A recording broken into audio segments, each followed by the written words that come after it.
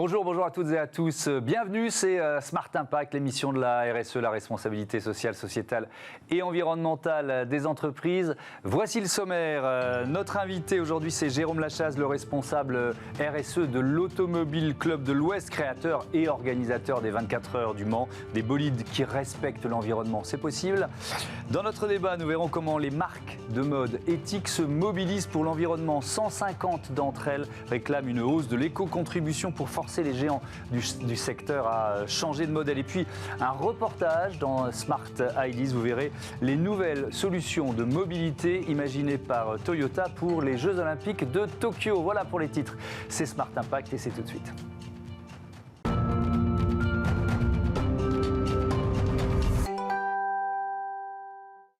C'est l'un des événements de l'été, les 24 heures du Mans, 21 et 22 août prochains. On est avec le responsable RSE de l'Automobile Club de l'Ouest, Jérôme Lachaze, qui est avec nous en visioconférence. Bonjour, bienvenue. Avant de parler de vos engagements en matière RSE, peut-être un mot de l'organisation. Comment ça va se passer dans le contexte? Il y aura beaucoup de public, une jauge totale. Expliquez-nous. Alors bonjour déjà, cette année on devrait avoir une jauge à 50 000 personnes, ce qu'on a validé avec la préfecture. On est en train de finaliser le dispositif sanitaire, donc avec passe sanitaire notamment. On est très content de retrouver du public parce que ça fait longtemps qu'il n'y a pas eu de public sur le circuit des 24 heures.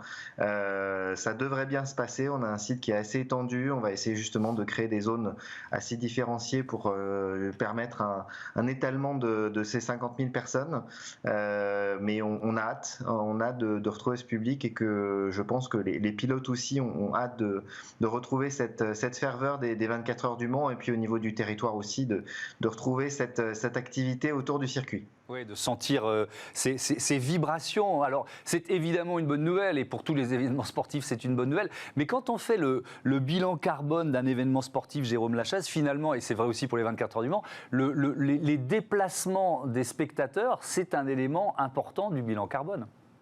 C'est même l'élément essentiel, qu'on parle des Jeux Olympiques et Paralympiques, de la Coupe du Monde ou des 24 heures du Mans, c'est l'élément majeur.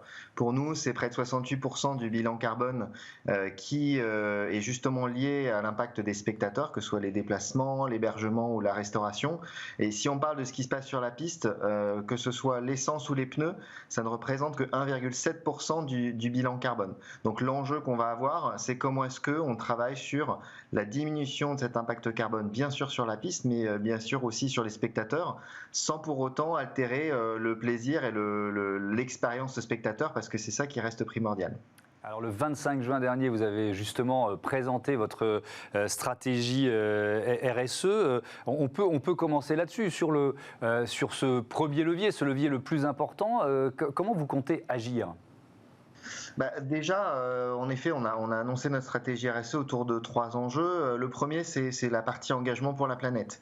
On travaille avec l'ensemble de nos partenaires sur la réduction de ce qui peut impacter sur la piste, donc que ce soit les carburants, les pneus. Et puis, on a aussi un projet qu'on porte depuis maintenant 2013 qui est le projet hydrogène, la mission H24 qui est de dire en 2024 on veut que des voitures à hydrogène participent aux 24 heures du Mans et soient en capacité de concourir contre les meilleurs, donc que ce soit Toyota, Porsche, Ferrari ou Peugeot par exemple.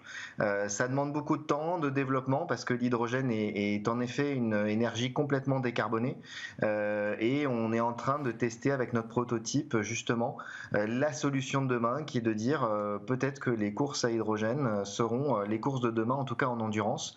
On travaille là-dessus donc sur le carburant. Je vous interromps 2 secondes avant de décliner les autres aspects de cette stratégie RSE, parce que la H24, il se trouve que je l'ai vu en piste quand on était avec Smart Impact délocalisé au Castellet pour le Grand Prix de Formule 1. C'est quoi les défis technologiques qu'il faut relever là pour qu'elle devienne effectivement une concurrente des 24 heures du Mans dans quelques années ? Le plus compliqué, c'est déjà la fiabilité, bien sûr, c'est qu'on ait quelque chose qui puisse être fiable sur 24 heures. C'est le poids, parce que forcément, c'est aussi trouver un équilibre entre la puissance et le poids. Donc c'est tout ça qu'on est en train de travailler. On en est sur le deuxième prototype pour gagner les quelques secondes qui nous séparent des meilleurs. Et puis ensuite, c'est en effet de pouvoir assurer une fiabilité sur 24 heures, qui est le vrai challenge des 24 heures du Mans. Mais ça veut dire que vous faites le travail de développement technologique avant les grandes écuries, vous les aiguillonnez d'une certaine façon? Exactement. En fait, on a lancé depuis 2018 le programme Mission H24 et c'est un laboratoire d'expérimentation qu'on met ensuite à disposition des teams.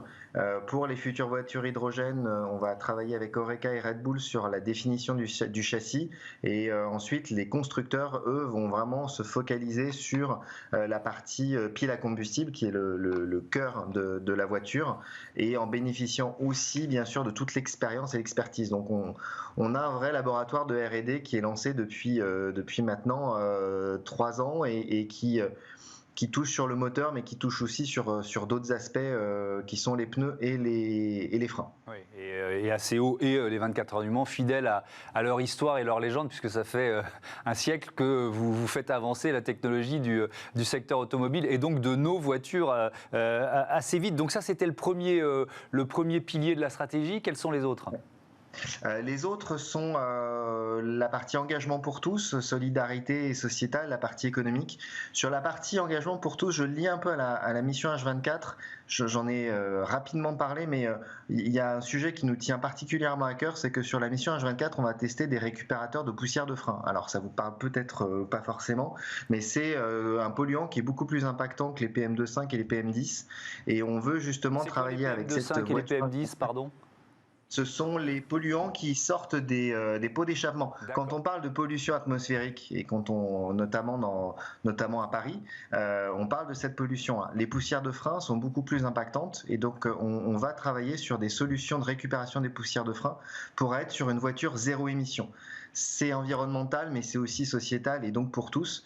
Donc cet engagement pour tous, il est sur ce côté-là, mais il est aussi sur le fait qu'on va travailler sur des sujets de société. On a vu des images avant de Frédéric Sausset. Frédéric Sausset est le premier pilote quadri-amputé à avoir fait les 24 heures du Mans. C'était il y a maintenant 4 ans. Cette année, il revient avec un team avec 2 pilotes qui sont paraplégiques, donc qui ne peuvent pas se servir de leurs jambes. C'est la force des 24 heures, c'est que tout le monde peut y participer, qu'on veut être un démonstrateur que c'est inclusif. C'est inclusif bien sûr pour des personnes en situation de handicap. On a aussi 2 équipages 100% féminins qui participent. Donc on veut aussi porter des messages forts de parité, d'inclusion, de solidarité. Et puis la solidarité, c'est aussi quelque chose qu'on fait avec Mécénat Chirurgie Cardiaque depuis des années. Et puis là, on lance un programme avec une association qui s'appelle Basket au pied, où on va permettre à des enfants qui sont dans des hôpitaux, donc là vous voyez les images, à travers un casque de réalité virtuelle, de piloter la H24, de piloter la voiture de demain, et donc on les immerge dans ce que c'est d'être un pilote d'endurance à bord de la voiture de demain, de la voiture hydrogène. Donc ça fait partie des sujets qui nous touchent. Comment est-ce qu'on fait pour aussi porter des sujets qui sont bien au-delà de ce qui se passe sur la piste. Alors, vous allez aussi récompenser, je crois, les écuries les plus efficaces pour réduire leur impact. Ça consiste en quoi, ça ? Vous l'avez dit, hein, ce qui est le plus visible, c'est la piste, et on veut travailler avec les teams, et donc on a créé le Sustainable Endurance Award en collaboration avec DHL.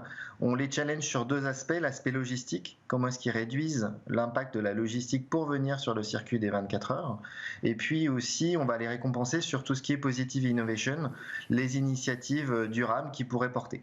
Donc que ce soit sur un volet environnemental, social, sociétal. On a 5 teams déjà qui ont dit qui participaient. L'objectif, c'est qu'à terme, tous les teams s'engagent dans cette démarche-là. C'est dans la volonté d'impliquer tout le monde, de nous faire notre travail, d'impliquer en effet bien sûr les teams, et puis ensuite ça va être surtout de voir comment est-ce qu'on peut impliquer les spectateurs et tout l'écosystème qui est autour des 24 heures du Mans. Oui, et puis alors c'est un objectif qui entraîne évidemment tout le secteur automobile. On voit en ce moment que l'Europe met la pression sur les constructeurs automobiles avec un horizon 2035 pour la fin des véhicules, on va dire, thermiques. C'est vrai que vous pensez que les 24 heures peuvent être le moteur ou la locomotive de cette transition, de cette transformation ? En tout cas, c'est être un des moteurs, parce que je pense qu'il y en aura plusieurs, mais un des moteurs notamment sur la mobilité hydrogène, qui est vraiment celle que nous, on porte. Et puis le côté innovation, on veut vraiment que les teams, mais comme ils l'ont toujours fait, se servent des 24 heures du Mans comme un laboratoire d'expérimentation. Le premier moteur hybride, c'était aux 24 heures du Mans. On parle aussi des pneus. Michelin, sur cette voiture H24, va avoir des pneus qui sont faits à partir de 46% de matériaux recyclés, donc des écorces d'orange, des boîtes de conserve et autres. Donc on veut vraiment que les teams, les grandes écuries qui reviennent notamment en 2023, Peugeot, Porsche, Ferrari, Audi, se servent des 24 heures du Mans pour la voiture de demain et être acteur de la mobilité durable. Donc oui, on veut jouer ce rôle-là sur la piste, mais pas que. C'est aussi comment est-ce que dans notre activité de tous les jours, que ce soit sur la mobilité des collaborateurs, que ce soit sur les tests qui sont faits sur la piste, on soit identifié comme un moteur d'innovation et aussi un moteur d'innovation sociale. Je pense qu'il y a beaucoup de choses qui se font sur le circuit de la CO. Par exemple, on travaille depuis près de 25 ans avec Études et Chantiers et on a 500 personnes en réinsertion qui se forment à des métiers sur le circuit, donc des métiers qui sont soit sur des espaces verts, soit sur de la plomberie-serrurerie, mais on peut sans doute aller au-delà. On veut continuer à avoir un impact positif, notamment économique, et comment est-ce que notre ambition RSE rayonne et laisse un héritage aussi sur le territoire. Et ça, pour moi, c'est aussi quelque chose qui est très important et c'est sans doute l'avenir des grands événements, c'est l'impact qu'ils vont avoir au-delà de l'événement lui-même. Merci beaucoup, merci Jérôme Lachaze. On continuera de parler des propositions de l'industrie auto tout à l'heure avec le reportage de Kosela Boyish qui va nous montrer comment Toyota présente et prépare des voitures inclusives pour les Jeux Olympiques de Tokyo. Mais d'abord, notre débat sur la mobilisation des marques de mode éthique.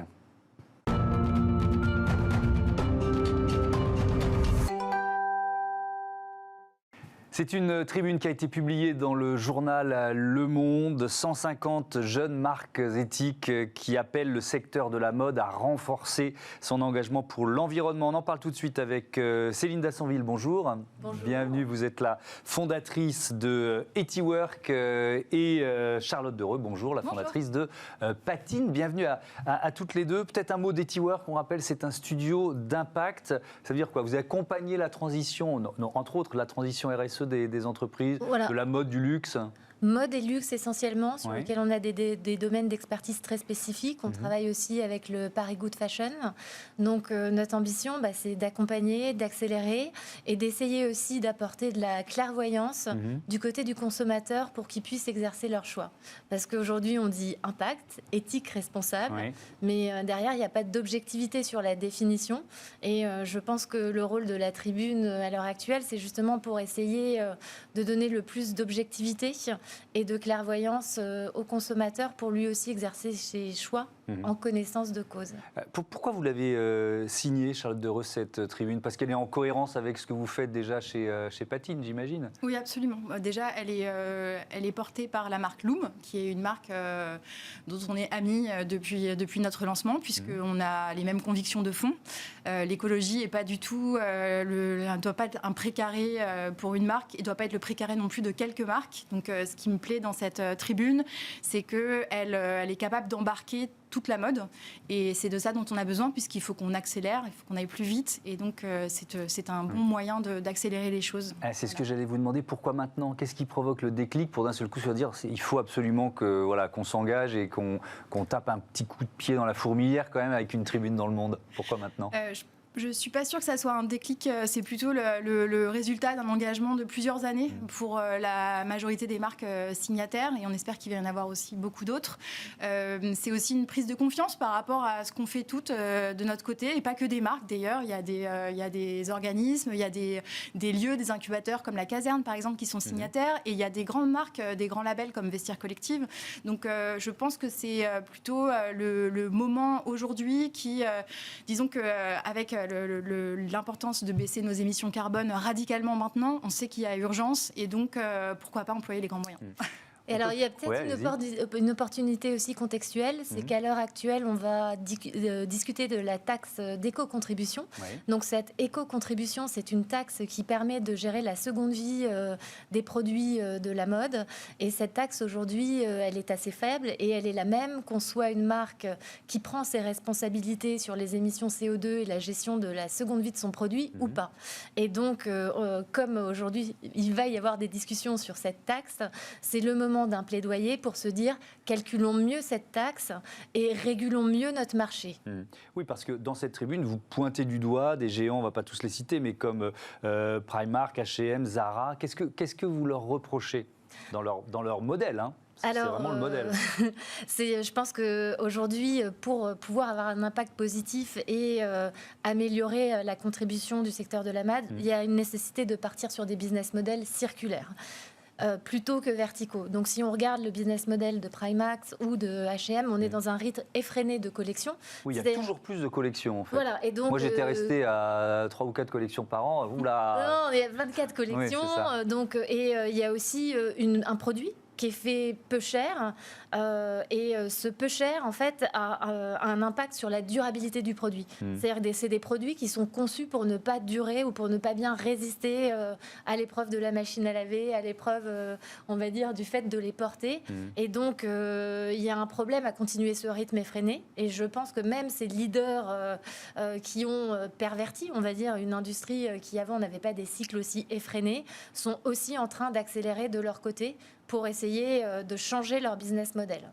Il y a effectivement des signes avant-coureurs chez les géants d'une prise de conscience? Alors, je dirais qu'il y a des signes, mais il y a 60% des allégations dans le secteur de la mode qui sont considérées comme du greenwashing. Donc, ça c'est intéressant. Ça. Et c'est un rapport qui a été édité en Angleterre par The Fashion Collective. Et c'est un sujet fondamental. Ça ouvre la question de l'information des consommateurs, de leur bonne information. Oui, Charlotte et aussi d'alléger leurs responsabilités.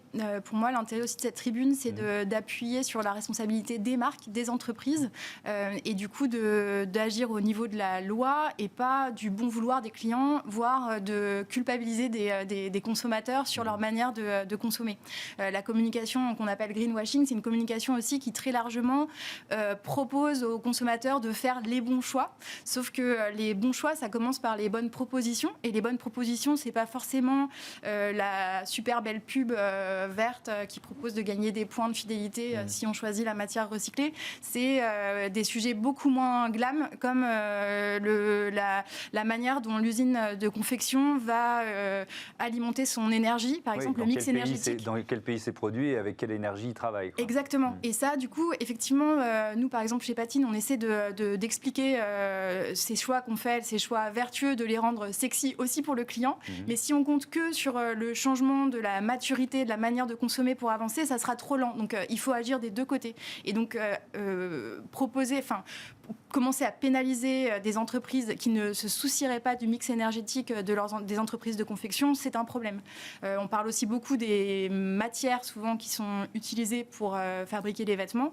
C'est fondamental, la matière première, où elle a poussé, comment elle a été extraite, quelle énergie a été utilisée pour la transformer. Mais l'énergie qui va alimenter une entreprise pour les machines de fabrication de tissus et derrière de la confection, c'est fondamental aussi. Et donc là, c'est intéressant aussi parce que ça va accélérer la relocalisation et puis même être bénéfique et vertueux de manière mondiale finalement, puisque quand ça bouge, du coup, on est dans une société de marché, donc il y a la compétitivité et ça va être vertueux. Oui, mais alors justement, on est dans une société de marché et ces marques, elles défendent leur part de marché. Donc elles vont vous dire, attendez, vous êtes bien gentil avec votre éco-contribution, mais c'est une distorsion de concurrence. Alors oui, je reviens sur un point que Charlotte a justement pointé, c'est que à l'heure actuelle, si on utilise des chiffres et des tangibles sur les analyses de cycle de vie et les émissions de CO2, 70% des émissions de CO2 se concentrent dans la confection. 20%, 25% dans l'impact des matières premières, seulement 2,5% dans la distribution et 2,5% dans le retail propre, enfin la distribution transport et la distribution retail. J'attendais le transport, il faut bien qu'il arrive à un moment. Que 2,5%. Étonnant, Alors après, ça dépend aussi de la nature de la marque.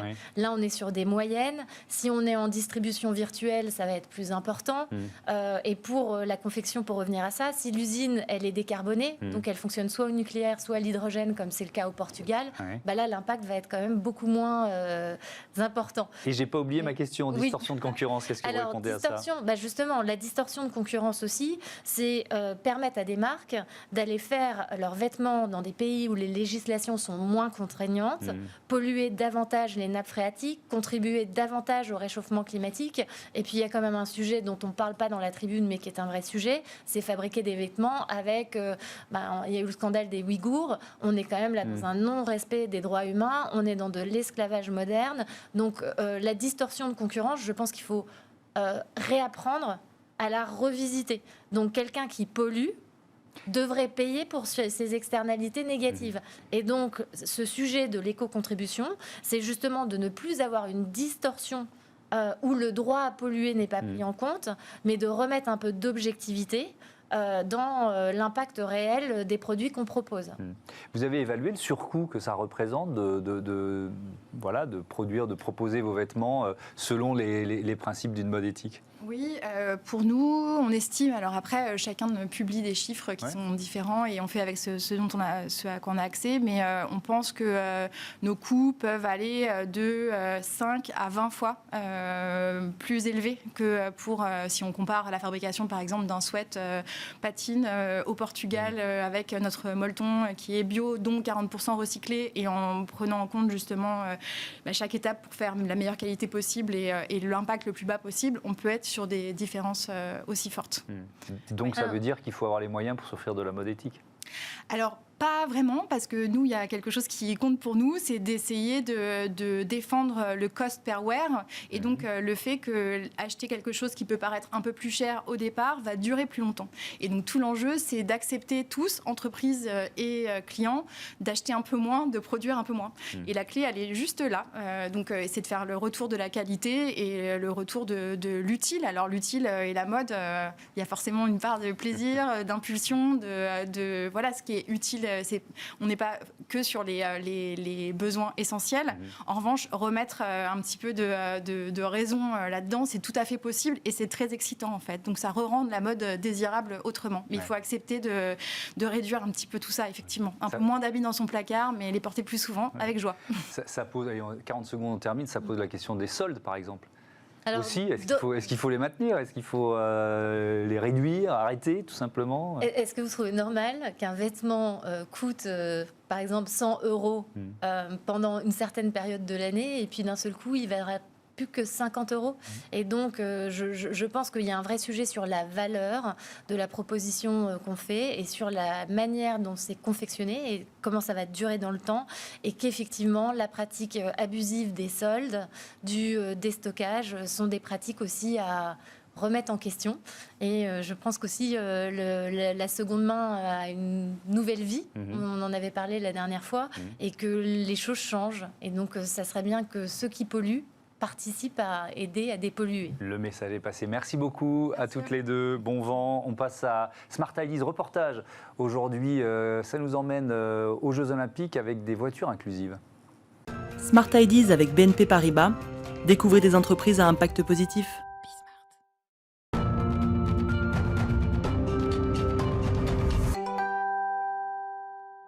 Smart Ideas avec ce virage pris par Toyota qui veut devenir une entreprise de mobilité. Ça commence par des véhicules inclusifs pour les JO de Tokyo, des véhicules 100% électriques à destination des athlètes, mais aussi du personnel de l'événement. Le PDG de Toyota France avec Kosela Boish.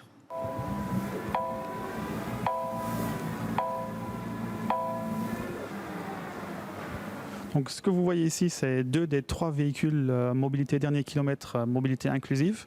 Donc ici, c'est la version assise, là la version debout.